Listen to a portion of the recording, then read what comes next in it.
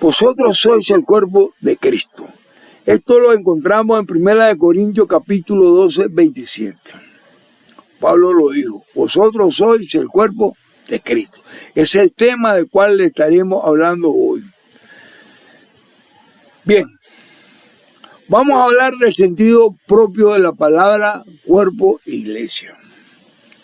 La palabra cuerpo no agota todo lo que el término posee. Es necesario dar un paso más adelante. La palabra para Pablo, además de tener un sentido metafórico explicado, posee un significado propio y hay que distinguir dos cosas. Primero, la comparación de la iglesia como un cuerpo, como organismo vivo.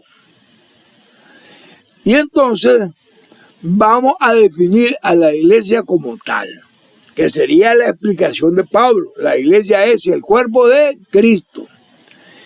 Y sepan que este cambio estará en todos los distintos enfoques que Pablo da a la palabra en todas sus cartas, cuerpo. Mi nombre es Ángel Gallo, soy laico, católico, nicaragüense. Y antes de empezar, pongámonos en las manos del Señor. Amado Señor Jesús, en este día me acerco a ti para darte las gracias por un día más de mi vida, porque me mantienes de pie sin importar mi falta o pecado. Sé que eres misericordioso y por favor, Señor, no me sueltes de tus manos y no te avergüences de mí, que así sea. Amén. Bendito seas y alabado, Señor Jesús, hoy y siempre, por los siglos de los siglos. Amén. Gracias, Señor, por escuchar esta pequeña plegaria de amor elevada a ti, como el aroma de un perfume. Gracias, Señor. Bien. El pasaje que más utiliza la palabra cuerpo, o los pasajes que más utilizan la palabra cuerpo como imagen de la iglesia, es 1 Corintios 12, 12 y siguiente. Incluye dos afirmaciones que limitan el término a la simple comparación. Miren, todos hemos sido bautizados en un solo espíritu para no formar más que un cuerpo. Ahí está la primera. La segunda. Y todos hemos bebido de un solo cuerpo. 1 Corintios 12, 13. Sabemos que en el Espíritu se constituyen los bautizados en miembros del cuerpo y con la acción del Espíritu Santo, cada bautizado tiene la finalidad de formar un solo cuerpo. Pero que no se trata de la diversidad de los miembros, no señor, ni la aportación particular de cada uno de ellos, que son dos características del cuerpo para hacer la igualdad de los miembros dentro del cuerpo. Ahora, Pablo insiste que no somos miembros. Escuche bien esto, Pablo insiste que no somos miembros los que hacen al cuerpo, no señor, sino es el cuerpo el que constituye a los miembros. Y ahí que Pablo pasa al lenguaje directo, vosotros sois el cuerpo de Cristo, 1 Corintios 12, 27. Pablo señala que la igualdad no nace de una consideración de la sociedad eclesial, sino que somos unidos por la acción del Espíritu Santo que nace de la unidad del cuerpo. Gálatas 3, 27 al 28 dice así, pues todos los que habéis sido bautizados en Cristo, de Cristo estáis revestidos. Verso 28, ya no hay judío, ni griego, no hay esclavo, ni libre, no hay varón ni mujer, porque todos vosotros sois uno en Cristo Jesús. Palabra de Dios, te alabamos, Señor Jesús. En la igualdad de los miembros está el origen del único cuerpo, la iglesia. Ahí somos recibidos por igual, escuche bien. Y a nivel social seguiremos siendo distintos. Cada miembro es esencial y tiene un don distinto, no para dividir o ser superior. Así que somos constituidos al cuerpo de Cristo gracias a la acción del Espíritu Santo. Esto se refiere a la unidad de propósito y fe en Cristo, no a una ausencia de roles o funciones específicas dentro de la iglesia, que según la enseñanza católica están reflejadas en la diversidad de dones dados por Dios para el servicio común. Es evidente que la palabra cuerpo tiene un significado distinto a la de un organismo constituido por sus miembros. Esto nos obliga a pensar en el cuerpo como un lugar, un espacio o ámbito donde no hay clases de limitaciones para aquellos que voluntariamente se acercan a Cristo y quieren vivir para Él. Y para los que buscan seguridad y dar sentido a su vida desde Cristo. Este es un espacio vital que comunica la vida a cuantos le buscan. Insistimos, la palabra cuerpo debe ser entendida en sentido propio, pero la realidad obliga a hacerla entendible para presentarla desde la imagen. Lo mismo ocurrió con Pablo. No encontró la forma para hacer comprensible esta realidad misteriosa de la iglesia. Y ¿saben? La definió como un cuerpo en el que cabe todo el mundo, porque sencillamente vivimos en un lugar. Ahí la fuerza de la iglesia presentada como el cuerpo de Cristo, un lugar habitable, cálido, confortable, que no solo dignifique a sus habitantes proporcionándoles la posibilidad de nacer y realizarse como miembros del cuerpo. Un espacio animado por la presencia y la acción del Espíritu Santo y los diversos miembros que formamos el cuerpo para que tengamos libre acceso al Padre. Y escuchemos cómo lo viene a decir Efesios 2, 20 al 22. Esto es importante. Dice así: edificado sobre el crecimiento de los apóstoles, profeta, siendo la piedra angular Cristo mismo, verso 21, en quien toda edificación bien trabajada se eleva hasta formar un templo santo en el Señor, verso 22, en quien también vosotros estáis siendo justamente edificados hasta ser morada de Dios en el Espíritu. Palabra de Dios, te alabamos, Señor Jesús. Miren, en el sentido propio de la palabra cuerpo, tendrá que ser iluminado desde la imagen mencionada, poniendo el realismo con que Pablo habla del cuerpo cuando se refiere al creyente, como se refiere a Cristo. Mire cómo lo dice en 1 Corintios 6:13, pero el cuerpo no es para la fornicación, sino para el Señor y el Señor para el cuerpo. Así, mucho cuidado con el cuerpo. Aquí Pablo está hablando del cuerpo material del hombre en contraposición del alma, sino al hombre en su totalidad que expresa toda la realidad del ser humano. Este significado de esta frase debería ser traducido en los siguientes términos. El individuo en cuanto creyente, su yo total pertenece al Señor. Y dice Hechos 9:4. Yo soy Jesús a quien tú persigues. Palabra de Dios, te alabamos, Señor Jesús. Aquí se refiere al encuentro de Pablo ante Saulo con el mismo Cristo en su camino a Damasco. La Iglesia Católica enseña que perseguir a los católicos es perseguir a Cristo mismo, ya que considera al cuerpo de la Iglesia como parte de Cristo. Y esta identidad aparece no como ocurrencia fugaz, sino como una constante en el pensamiento paulino. Si no, escúchelo, vamos a nombrar varios versos. El cristiano está muerto a la ley por el cuerpo de Cristo, Romanos 7:4. Experimenta la muerte de Cristo en su propio cuerpo, Romanos 6:3. En la Eucaristía participa en el cuerpo de Cristo, 1 Corintios 11:24. Todos hemos sido reconciliados con el Padre en su cuerpo, Efesios 2:16. Los cristianos somos llamados como miembros de un solo cuerpo, Colosenses 3:15. Ahí está. La identidad de la iglesia con el cuerpo de Cristo es mucho mayor que la unión de los miembros de una sociedad entre sí.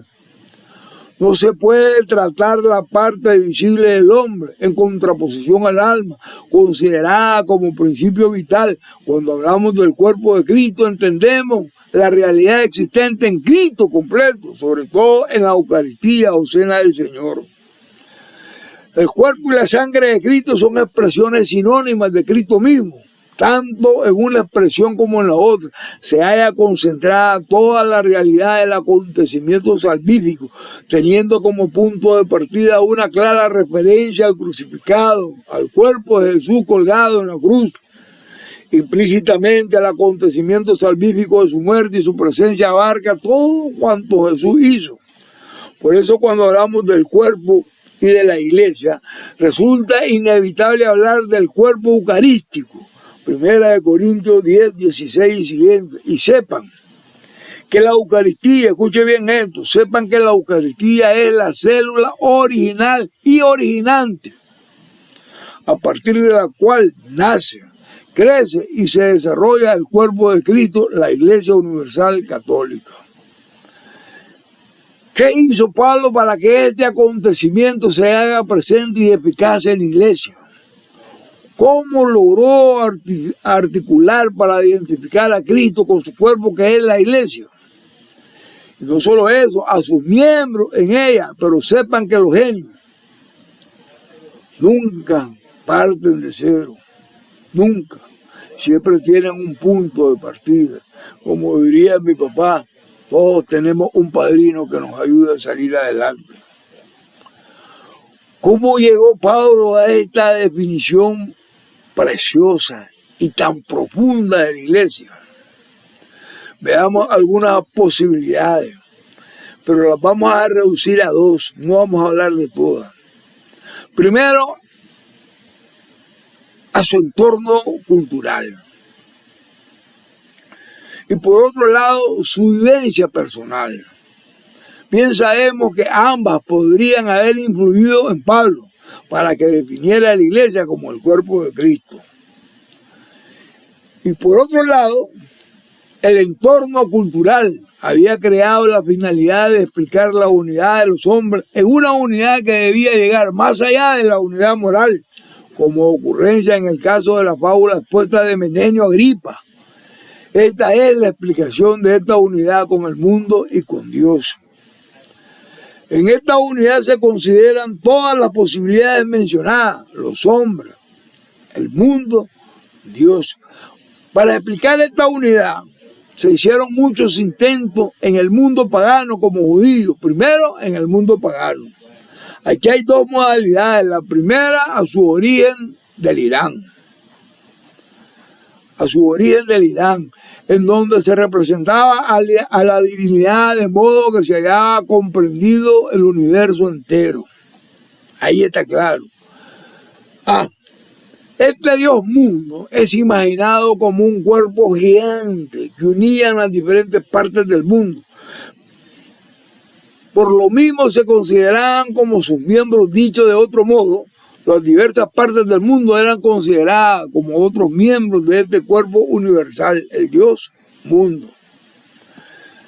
B. Serapis, el dios sol más grande de Egipto, consultado por Nicocroente, rey de Chipre, para saber qué clase de divinidad era.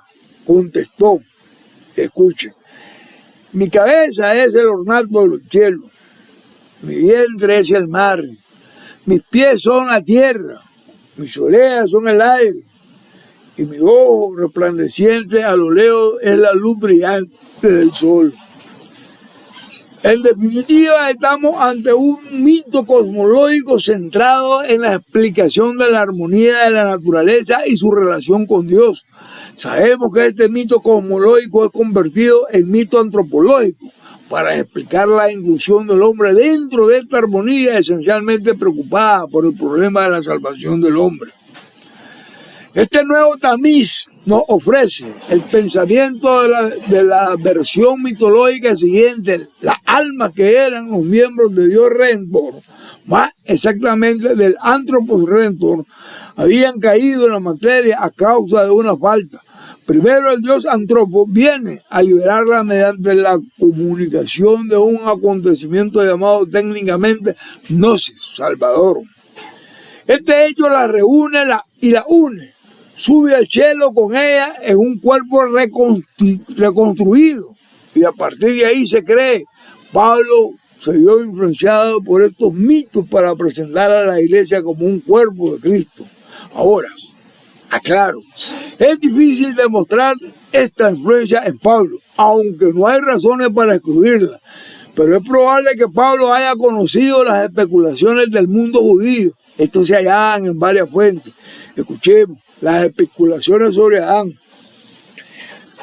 Tenemos la descripción del rey Tiro, Ezequiel 28, verso 12 y siguiente. Ahí se hallan encubiertas en las figuras de Adán, que sería el primer hombre perfecto, quien a raíz de una falta cayó de su estado de grandeza original, y las especulaciones judías presentan a Adán en posesión de la sabiduría 10.1, que le proporcionaba el poder sobre todas las cosas. Este hombre Adán, considerado como el depósito de la divinidad, y además Adán es un ser ancestral por el que se determina la suerte de las generaciones siguientes. Por eso Adán se identifica con sus descendientes en la literatura apócrifa. Se expone frecuentemente el aspecto de Adán como el ser determinante de la suerte de cada hombre y de todos en general. Esta consideración llevó a la afirmación rabínica siguiente: todo hombre debe ser considerado como el primer Adán. Adán mantiene en sí todas las almas. Otras especulaciones tardías decían que Adán había sido modelado con el polvo de distintos países para formar su cabeza.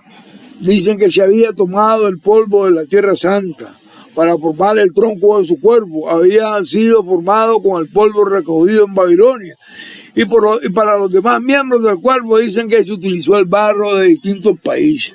Esta estructura cósmica de Adán explicaría que todos los hombres fuesen uno, constituyendo una unidad en Adán. Las mismas especulaciones judías hablaban de la recuperación de lo perdido. Adán sería restablecido en la humanidad del tiempo último. Sin embargo, la dimensión cósmica universal del Adán y en las especulaciones mencionadas es puesta por un principio de solidaridad universal, no por razones eclesiales para expresar y explicar esta misma realidad, que solo están en el pensamiento paulino. Hay quienes prefieren otros actores para recurrir al concepto de personalidad corporativa, es decir, a la mentalidad cuando una persona encarna, personifica y de alguna manera termina la suerte de todo el clan de la tribu o pueblo. De forma general, una persona que de alguna manera incluye a todos aquellos que descienden o simplemente dependen de ella. Esta idea de personalidad corporativa es inminente, bíblica, y aparece de forma destacada en la figura misteriosa del Hijo del Hombre, que incluye en sí a todos los santos del Altísimo, según la descripción que nos hace el profeta Daniel 7. En esta misma línea deberíamos citar la presentación del siervo de Yahvé. Incluso el yo de algunos salmos. En ambos casos tendríamos a una persona individual con significado y alcance colectivo. El siervo de Yahvé incluiría en sí a todos los fieles e incluso a todos los hombres. Lo mismo que el yo de algunos salmos no haría referencia únicamente a una persona singular, sino que en ella estarían incluidos todos. Es decir, aquellos que se hayan animado en los mismos sentimientos, en las mismas circunstancias. Esta imagen sería válida en la línea de la solidaridad como principio fundamental donde serían explicadas. De ahí que estas representaciones darían el salto a nivel de la identificación en el que se sitúa el apóstol Pablo cuando llega a la afirmación siguiente. Escuchemos, 1 Corintios 12:27, dice así: vosotros sois el cuerpo de Cristo. Palabra de Dios, te alabamos, Señor Jesús. Sabemos que a través de la vivencia personal de Pablo, en ese encuentro con Cristo, camino a Damasco, Pablo tiene esa experiencia personal, donde entendió que perseguir a la iglesia y perseguir a esta iglesia primitiva era perseguir a Jesús. Y Pablo terminó con una sacudida violenta que vivió y que lo hizo despertar del sueño que vivía. Jesús le invita y lo obliga a la reflexión. Lo mismo te está diciendo a ti, hermanito protestante, tú que persigues a la iglesia desde hace 500 años. Tú que estás al servicio de Satanás y quiere destruir esta iglesia que fundó Cristo, la Iglesia Universal Católica, pues estás equivocado, porque no estás persiguiendo a la Iglesia Católica, estás persiguiendo a Cristo mismo.